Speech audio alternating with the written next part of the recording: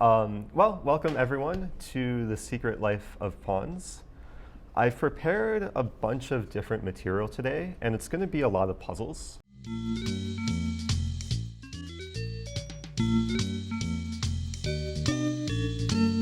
So there will be a lot of times where I'll have you guys think for an extended period of time. If you're watching on YouTube, there will be many times where I'll say just pause the video and try and find the solution. So I've had this puzzle up for a little bit now. This is white to move, and it's white to move and win. I know you already know the winning idea, right? Does anyone else know or have seen this sort of pattern before for white? No one. OK, that's good. This position, I'll go ahead and say it looks just about crushing. I mean, white has a pawn on b7, queen on b6, rook on c1. This king is blockading on b8. Kings are not known to be the best blockaders. But it turns out this is not so easy to win, and white has to be very precise and very accurate with the continuation. And I will also say that there's only one winning move in this position. Everything else for white doesn't work. But I'll let you guys think. I'll maybe give just a minute or two. And if no one can find it, then I'll call in Ashish. Okay? Think you see it? OK, what do you think? Rook c8. Rook c8? What if rook takes c8? I was thinking queen a7. Queen a7. You're giving away your rook and then your queen. King take a7? B takes c8, right? Wow, very nice. Have you seen this before? Wow. Oh, that's awesome. I've shown this to a lot of students who haven't seen this before, and it takes them forever. That was pretty incredible. But yeah, this is actually the only way to win. Yep. So I had a different idea that Okay. I thought one, but I could be wrong. So what happens if queen takes rook on d8? Ah, interesting. So you want to kind of transpose or liquidate down into a king pawn ending. I saw that the white king would be So yeah, this actually becomes some sort of calculation So I where, yeah, white's king looks active, but I don't think you're going to penetrate in time. Because king, let's say king e3, black can keep opposition. Maybe the safest move to play is king e7 to keep long distance opposition. And then wherever you go, if you try and move up, then black will maintain opposition. This should just be a draw. So that was an idea, but didn't quite work. There's another idea here, which I want to go ahead and show, because it looks winning at first. It requires less creativity than finding this knight promotion. It's to play rook a1 with the threat of rook a8. The question here is how does black survive? There's actually a really nice way for black to not lose this position. Oh, Yeah, do you want to say it? do you just stack all your pieces? Yeah, because the black king is in stalemate, or has no legal moves, then black can sacrifice the rook and the queen by force. So the drawing move would be rook d1. It's a nice move. And if rook take d1, then queen e1. And rook take e1, and then it's just a draw. So this is sometimes a funny way to survive when you're in a very dire situation. If you realize you have like just a rook or a queen left, that is the only piece that can move. If you can sacrifice it by force like this, it can lead to a miracle save.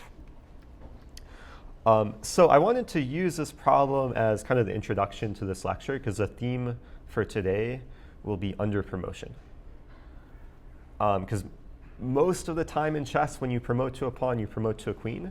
But we're going to take a look at the scenarios where it's better to promote to another piece rather than a queen. And there's a famous quote in chess, which I wanted to show a picture here. The famous quote is, "Every pawn is a potential queen." But in this lecture, the quote is going to be, "Every pawn is a potential knight, bishop, or rook." OK? So with that, we'll move on. And let's go to, sorry, let me minimize all my windows first. Let me go back to the database.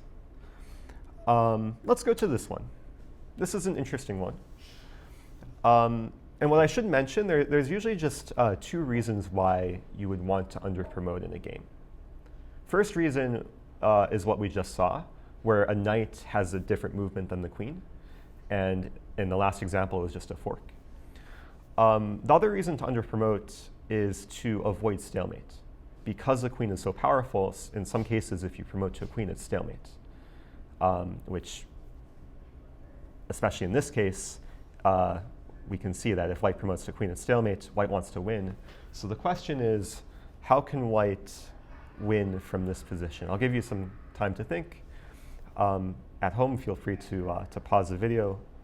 White to move. Okay, Ashish.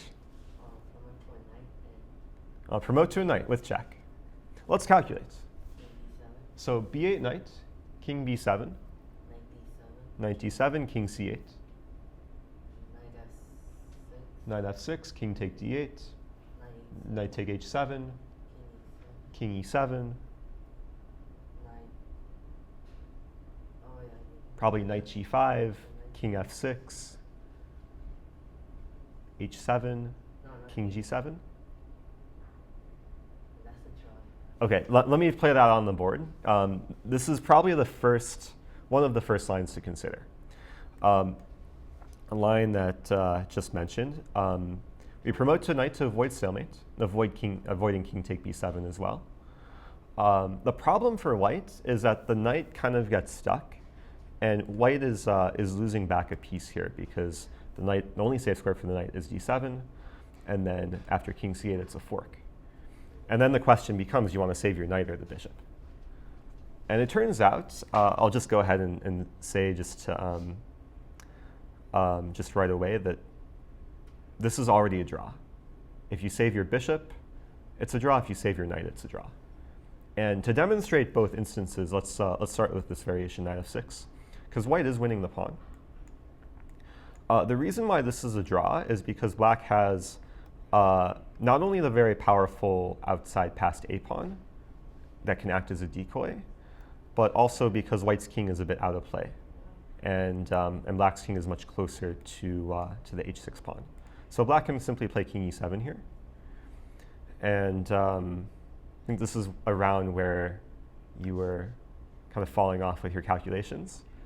But after knight g5, black does have to be careful.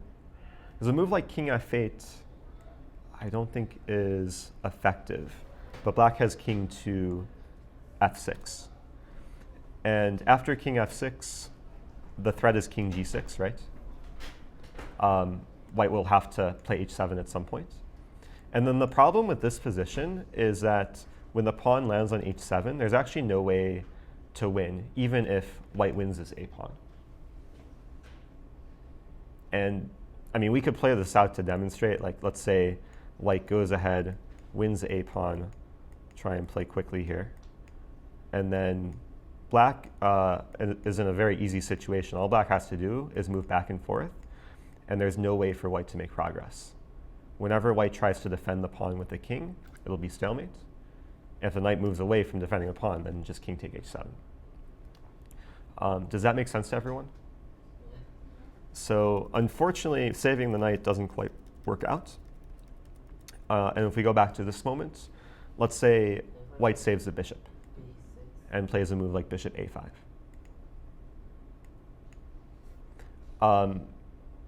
Now this is a little bit weird because usually when you have a bishop and you have a pawn, like a rook pawn that's going to queen, if the rook pawn has a queening square of the same color as the bishop, then it should be winning for white. The problem is that the h7 pawn is very hard to win in this position.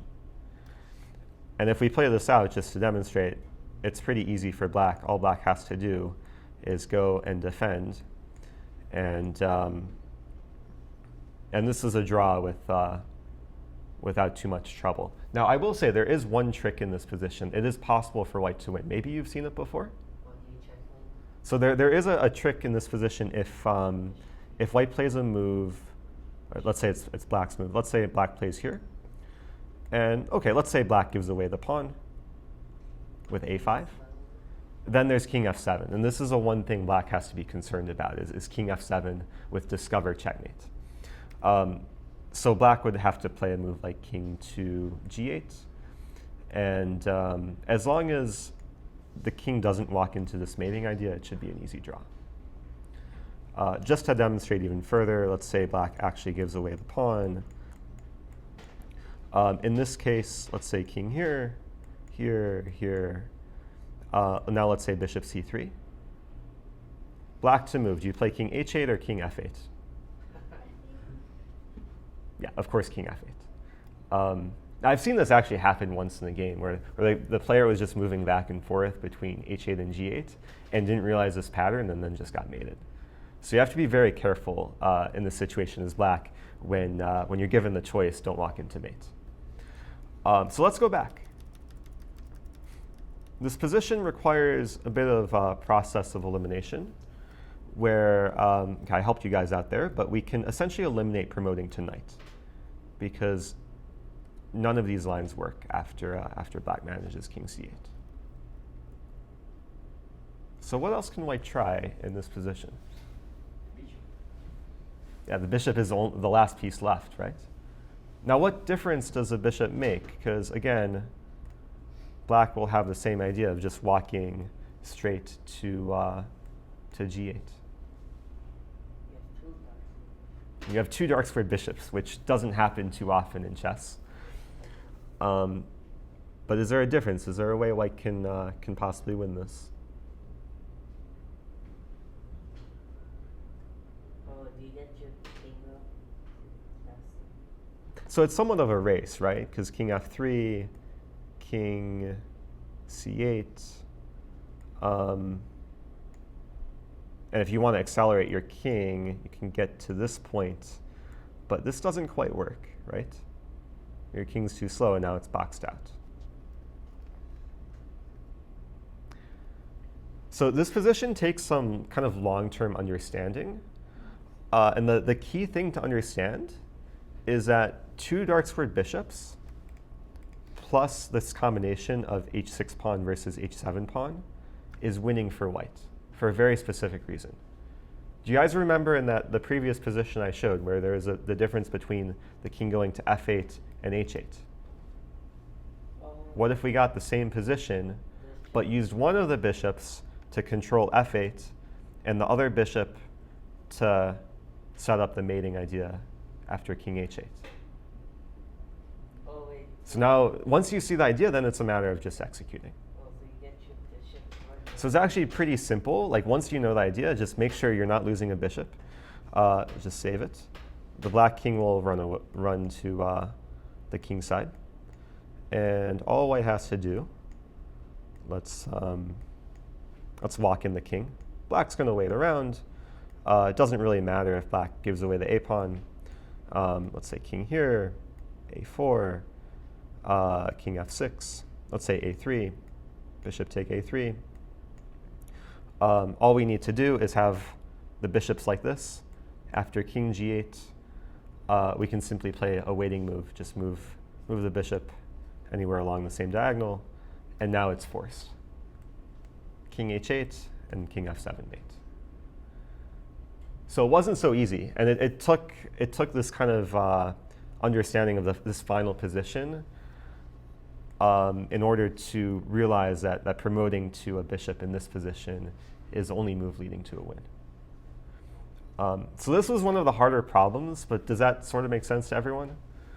Helps to sometimes play through it a few times, and I can encourage players, if you're not entirely sure, just practice this like against a computer and try and play it out to win as white. But let's move on. So far we've seen promoting to a knight and promoting to a bishop. We have several more examples. This is an interesting one. This is not necessarily finding the winning continuation. It's just a matter of evaluating the result with best play from both sides. And this is seemingly simple king-pawn ending. This is white to move. And before I call on anyone, the first move for white should be very simple.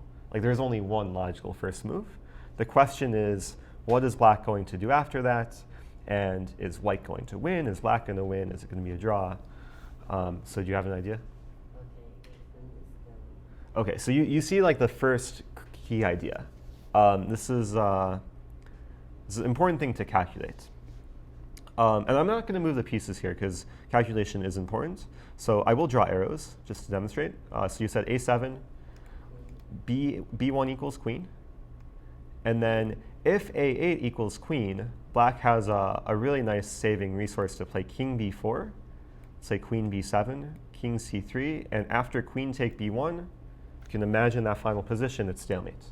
Black has no legal moves. It's an incredible stalemate with a king on C3, pretty close to the center. So just to play that out, king B4, queen B7, king C3, game is over, it's a draw. So you followed up pretty nicely, is that white can promote not to a queen, but to a rook. And this prevents a stalemate because after king b4, rook b8, king c3, the king has access to c2. And then it's just an easy win for white if king c2. What's the best way to win? Maybe a move like rook g1, just get to the second rank. And if here, white will very soon pick up the pawn. Just to demonstrate even further, king b2, rook c2, rook g2, then pawn c2, king d3. That's winning. We have not come to the full conclusion yet, though. Let me go back to the starting position. We know white is going to play a7, so we'll play that first move. It turns out that black has a way to survive here. If black recognizes this under promotion, the idea that white wants to promote to a rook, black actually has a way here to kind of circumvent that and still draw the game. So black to move. Yeah. Yeah, king b4 first. It's very nice kind of switch in move order. The fact that now, if white promotes to a queen, it's going to be the same idea as we saw before, where white has nothing better than stalemating. Then we play king b4 here because after white promotes to a rook, black is actually winning. Black doesn't need to promote to a queen. The rook is actually inferior to these two connected pass pawns. And it's black who's actually winning this. So white would have to be careful before promoting to the rook not to allow this, because there's no way to stop the pawns. If rook to b8 check, just king c4. And if rook c8 check, probably just king d5, and the king can run away and the pawns do the dirty work. You have to see many different layers. Like first you have to see if both sides queen, it's a draw, but then if black queen's too early, it's winning if you under promote, and then white has to realize that under promoting after king b4 is losing. So the best path forward here for white is just to accept the stalemate after b1 queen, and the game with perfect play should end like this. So any questions about that? I think we'll move on. Okay, this next one's a fun one. It's very clear white wants to take the bishop. But when you take the bishop, you still have, 4 legal moves to choose between. So the question is, when you take the bishop, what piece should you promote to? And I want to turn this into a poll. So I'll let you guys think for about a minute, and then we'll take a poll if you should promote to a bishop, a knight, a rook, or a queen. Okay? Okay, time for a poll.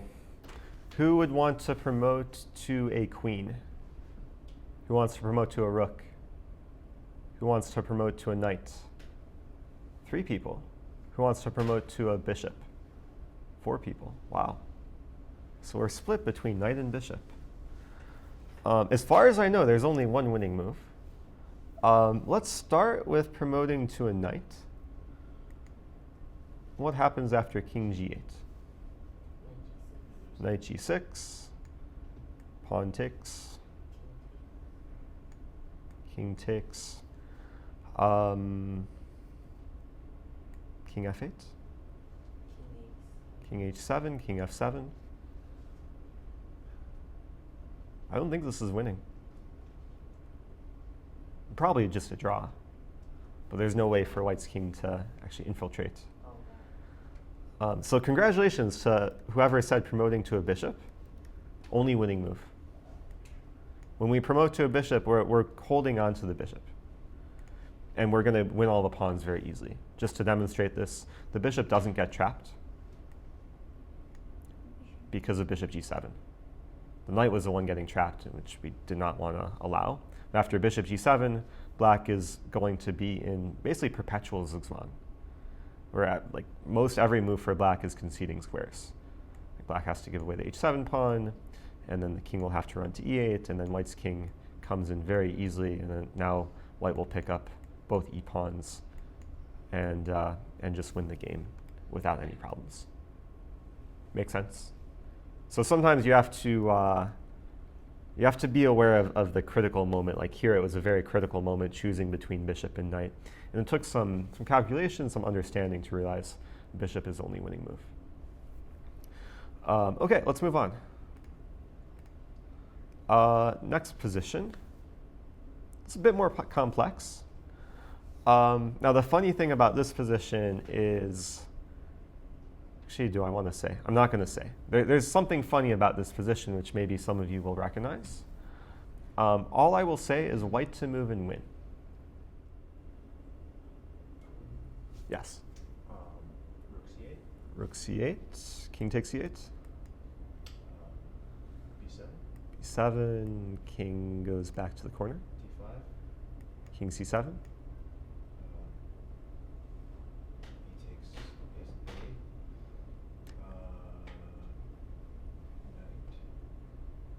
a8. Knight.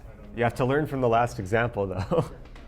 So we have actually the same exact position, but kind of mirrored. And yeah, you don't want to promote to a knight, but if you promote to bishop, again, this is the same thing. This is winning. But nice job for getting into that line. Of course, these scenarios are quite uncommon, and they're pretty unlikely to happen in your own games, but the process of calculating and evaluating what's winning and what's not working is quite important. Yeah? Can we play b7 in the starting? b7 immediately. The problem is your rook is hanging. So I don't think this is quite working out. And you're not going to put black in any sort of zugzwang, so these two pawns exist. So yeah, I'm pretty sure rook c8 is only winning move. Like you sack your rook and then you eventually promote to a bishop. Pretty beautiful way to win. Any questions about this? Let's move on. We're about halfway through the positions. This next one's a pretty cool one. This kind of blew my mind. I stumbled upon this position earlier. This is white to move. And when I first saw this position, I thought, oh, this is just dead lost. I mean, the king blockades these two h pawns, and this g pawn is just going to queen. I wouldn't be surprised if like this happened in the game if the white player would resign here, because it looks very hopeless. But this is white to move and draw. I think Do you want to, yeah, do you want to say it? can we play king g6? Okay, let's play it out. King g6, g4, h7? g3, King h6? g2. So you have the right idea. If only you could get this position with black to move, right? Yeah. Wait, can we play king g5 before this? Yeah, so we'll go back, but just to demonstrate, like this position is losing for white because your king has to move here, and then black promotes to queen with check. If it were black's move, promoting to a queen or rook would be stalemate. So can you go back? So let's go back. What do you want to do? So king g7, G4, h7, h7, g3. can we play king g5? King g5 is a hopeful move, hoping for g2, and then king h6. This would be a draw.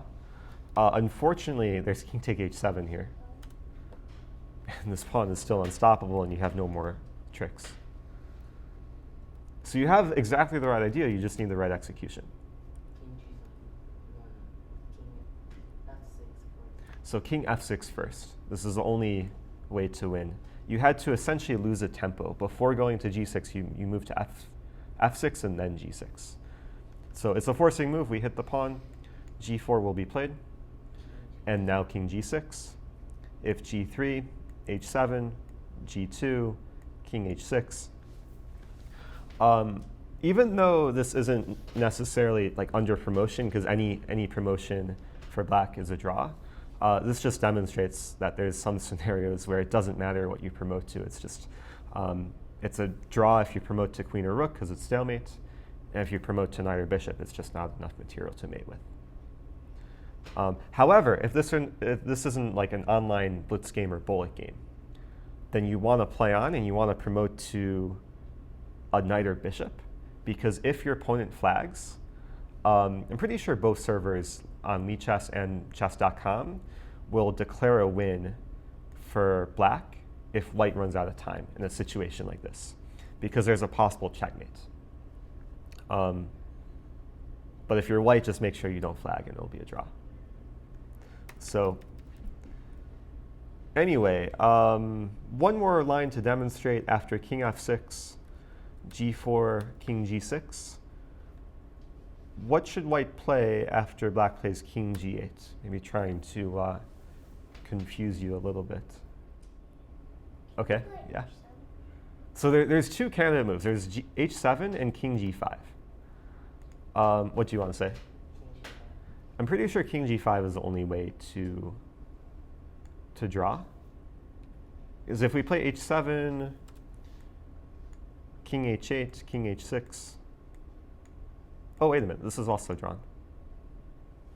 Yeah, probably both moves are drawn then. King g5 is maybe a bit more forcing. King g5, g3, king g6. Yeah, both of these are drawn. Because the king has to move to h8, we move to h6, and it's a draw. But from the beginning, I think this is a great demonstration of why calculation is so important. Because in order to decide between king f6 or king g6, you need to calculate basically the full variation to see if the timing works out for the stalemate. Okay, let's move on. We have about 23 minutes left with 7 problems left. Let's go on to this one. This is white to move. Give some time for the position to kind of sink in.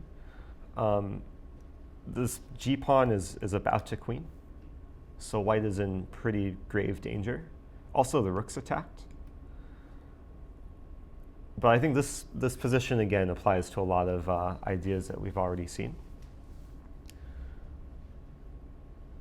Sheesh, you're killing it with finding the answers to every problem. We give at least 30 seconds for people to think here. White to move, and find the best response. Okay, Adi, you can go first. Rook e1. Rook e1. So you're stopping the pawn, but you're losing your rook.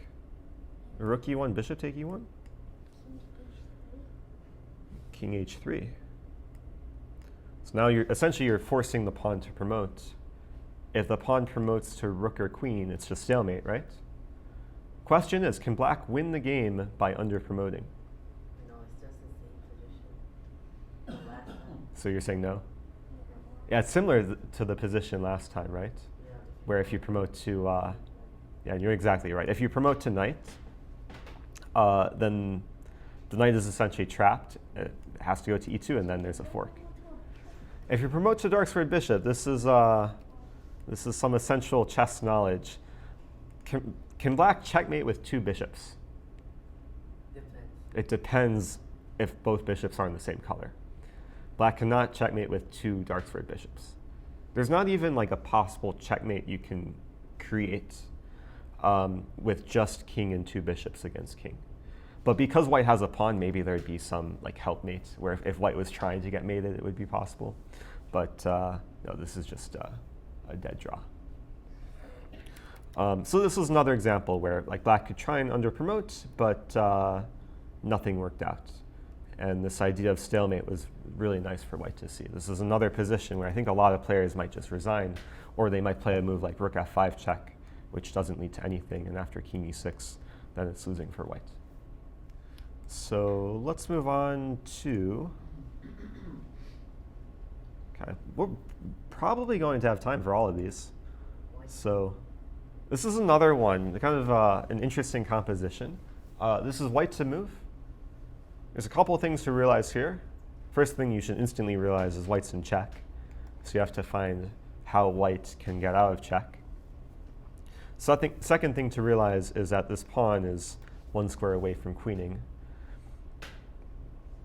And you should also realize that wherever the white king goes, black is ready to play rook c5, obstructing white's rook and allowing the pawn to promote. So this is another case where it looks like white is going to be just losing. Because king moves anywhere, rook c5, black will promote. But you have to use some creativity, and it is white to move and draw.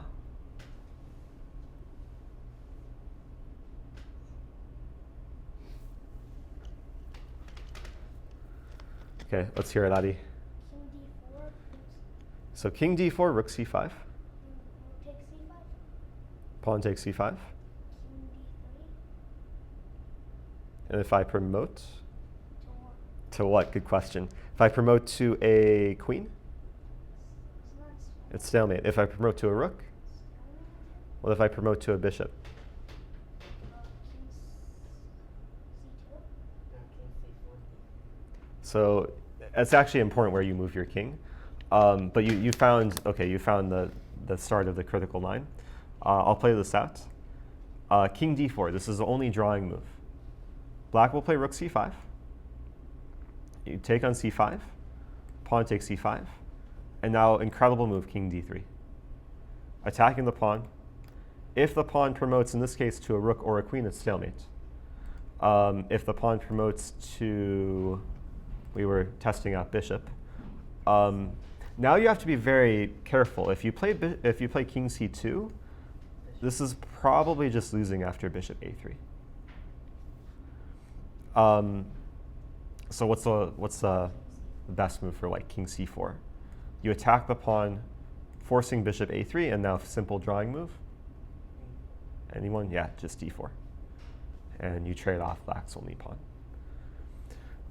And I guess there's one more line if black promotes to a knight. Isn't it the same thing? Same thing, yeah, just king c4. It's easier this time given that the knight is ineffective in defending the pawn. Yeah? And what if, like, long before this position is reached, black plays like rook h4 check instead?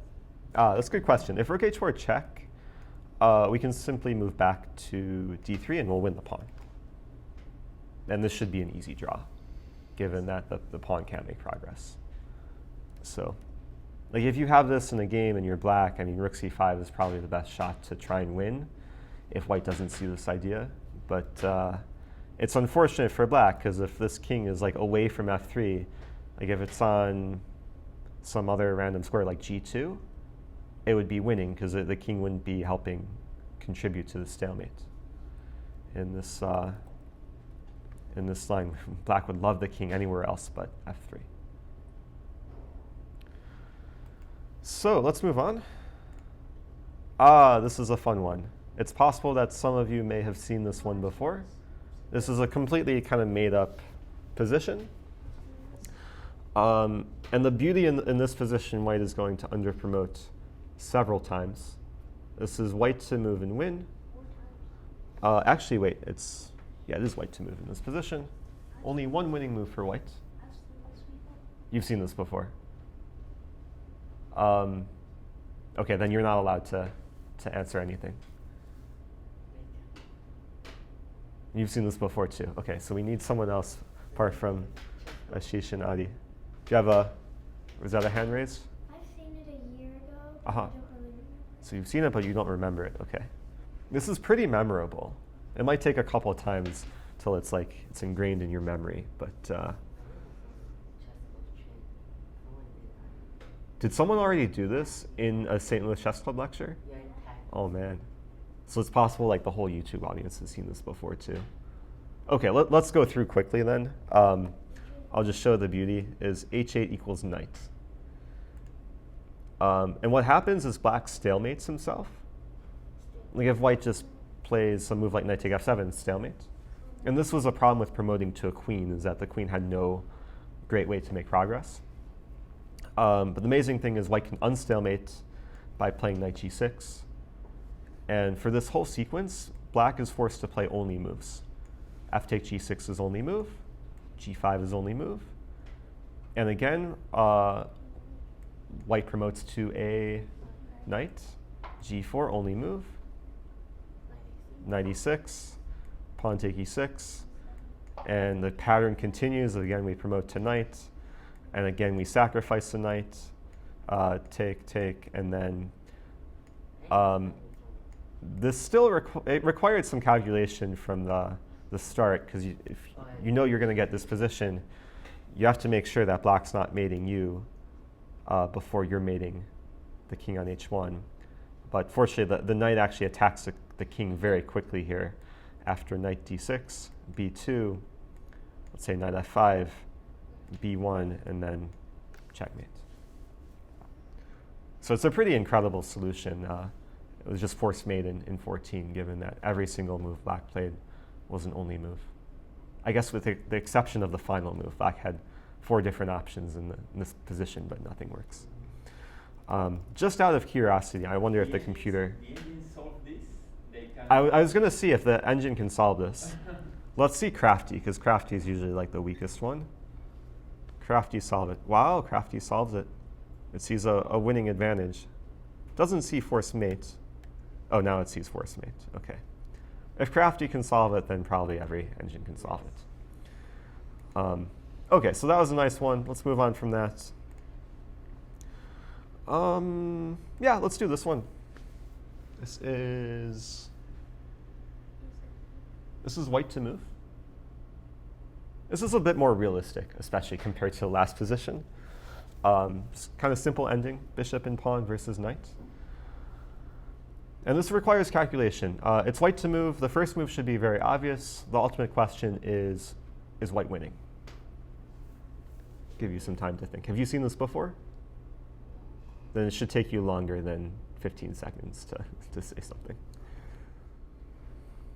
Okay, so with perfect play, is it winning for white or is it drawn? It's winning. Okay, let's play that. So e6.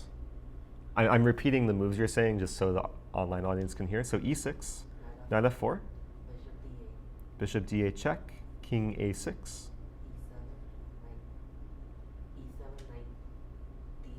knight d5, okay. Promote to rook. Okay, so you got it. Let me explain it for everyone else. Yeah, of course, e6 first move. We want to promote as quickly as possible. And to solve this position precisely, you have to figure out black's defensive resource. In this case, black has a nice resource to play knight f4.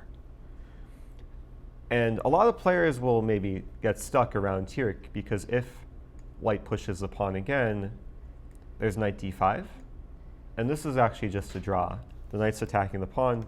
If the pawn promotes to queen or rook, there's knight c7 with a fork. If the pawn promotes to a knight, then it's, okay, knight take f6 is just a draw. Is bishop d8 So- check first? So bishop to d8 check first is a very important kind of nuance to include this kind of forcing No, move. Before you push a pawn, does it make a difference? That was my Oh, first bishop decision. d8 check in this position. No, the move before. Oh, sorry, in this position. Yeah, that was my first decision. This isn't as accurate because you're allowing the king to move closer to the pawn, and the king is actually within range. This is probably just a draw, Oh, yeah. because then the knight will come back. Yeah, they just walked over. So it's actually, timing is very important, that you play e6 first, and then bishop d8. But black has one last trick up his sleeve, and black can play this sly move, king a6, and after e7, knight d5. As white, you have to be hyper aware of what's going on here, because if you carelessly promote to a queen, the game ends in a draw, black to move. Yeah, yeah, knight c7. With a fork, and if bishop take, it's just stalemate. So nice little resource for black. So it's almost drawn, but white has one winning move, and that move is to promote to a rook. Now that knight c7 no longer working because bishop take and it's not stalemate, and the bishop and rook versus knight is an easy win. So this was a nice study with several different layers where you had to kind of see the first initial line, realizing that you first have to include bishop d8, and then you have to realize that, that there's a stalemate trick, and you circumvent that with Underpromotion. Okay, so everything I've shown so far has been pretty much an endgame study. It's been like composed, and hasn't necessarily happened in a real game. I want to show a position which actually came from a real game. Did anyone follow the Pro Chess League back this last season? It started in January on chess.com. Okay, so one of the most exciting games in the Pro Chess League took place between John Ludvig Hammer and, might screw this name up, but Arturs Neiksans. And it was a game which had like amazing fireworks.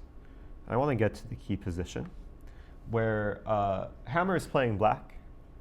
White has just queened. Or sorry, Hammer's playing white, so he just queened. And his opponent has this combination of knight, rook, and two pawns. And amazingly enough, black is winning by force in this position. There's a mating net to use both pawns, the knight and the rook. So I want to pose this as a puzzle. Black to move. And if I'm not mistaken, it's just force mate in a few moves. I think the first move should be pretty obvious, right? Just d3. Yeah, force the king to move. Say king d1. King d2, I should note, doesn't help that much because there's rook b2. And then there's mating ideas of king e3, there's rook e2. And if king d1, then knight c3 and king e1, and then we push the pawn and we'll promote. Easy win. So after d3, king d1 is played. What to do next?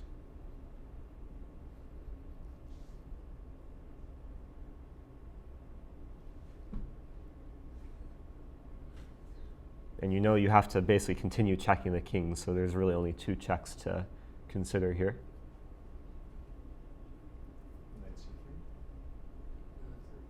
Knight c3, king d2. So rook b1 is a better move, yeah. Where we're forcing the king up. And then we have to start calculating, because if you play c3, you allow king take d3, and you're probably going to run out of steam. But rook b2, this is a transposition, right? What we just saw. And again, if king e3, there's rook e2 mate. So Hammer plays king e1. Let's continue from here. Yeah, d2. King e2. So, wait, you said promote in this position? Oh, wait, no. If you promote here, king take d1, right? Drop it. Knight c3, of course. And now white is in a pretty dire situation. If king goes to f1 or f2, there's d1 equals queen, and it's just over. So Hammer played king e3. And I'm pretty sure, like after the game, Hammer said he willingly went into this line because he was aware that there is some hope of survival. But before I get into that, okay, what should black play in this position? Yeah, it's mate in one. d1 equals knight. Game over. This didn't happen in the game. His opponent first plays knight d1 check. King e2, repeats the position. It's still winning. Then his opponent proceeds to take like 20 to 30 seconds to play the next move. And you guys might be aware of this, but when you play online, there's a setting on both chess.com and on Lichess that's called auto queen. Is when you have the setting turned on and you promote, it doesn't give you the option of choosing the piece. It just promotes to a queen right away. So what I heard, at least from what I heard, the player playing black was trying to like change the setting during the game, but he had a minute left. And either he couldn't figure out how to change it, or he did change it, but he forgot to like refresh the page to update it. And he ended up promoting to a queen because of the auto queen setting, which was just a really unfortunate circumstance, which is something you kind of have to be aware of when you play online chess. For future reference, I found out about this not too long ago, but to avoid this scenario, if you know you have auto queen turned on, unfortunately I don't have the sites up to demonstrate, but if you hold down the control key while promoting to a queen, it will then give you the option. It will basically temporarily disable the auto queen option. So thank me later if you're ever in a scenario where you have to hold down control to avoid auto queen to promote to a knight with mate. Would have been nice for black to know, but okay. So the funny thing is that after this moment of d1 equals queen, white is winning. After queen g7, king d6. Hammer has mate in 3 in this position. And because we're running low on time, I'll maybe help you guys out.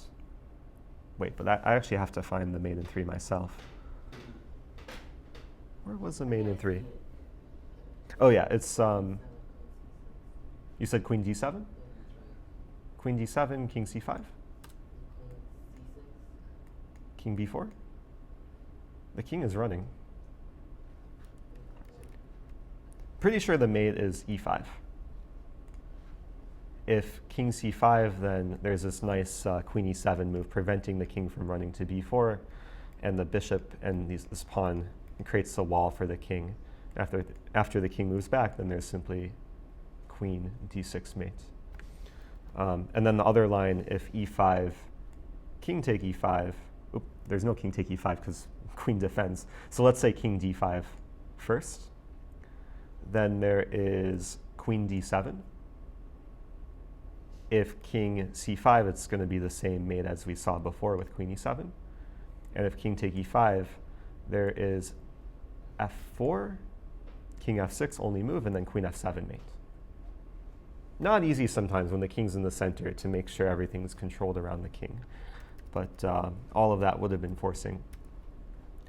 But both players were in time trouble, and Hammer maybe freaked out a little bit and took on c3, which is a terrible move. This loses instantly to a simple pin. Hopefully most of you see it, rook b3. But black didn't play rook b3. Black was so flustered from his lack of ability to promote to a knight that he played rook e2 check. And then they entered this crazy ending where it was bishop and 3 pawns against this rook and pass c pawn. But black eventually still prevailed. The c pawn got very far. The bishop had to sacrifice itself. And then black played very well just to blockade the 3 pawns and then win the a pawn. And there's no good way for white to make progress from this position. So white just resigned. So it's a really cool moment, which hopefully provides lessons for anyone who plays online, that you want to be aware of knight promotion. You want to be aware of when auto queen is turned on as well. So I think we'll end it there. Thanks, guys, for watching. And if you're on YouTube and you have questions, just leave a comment below. Thanks.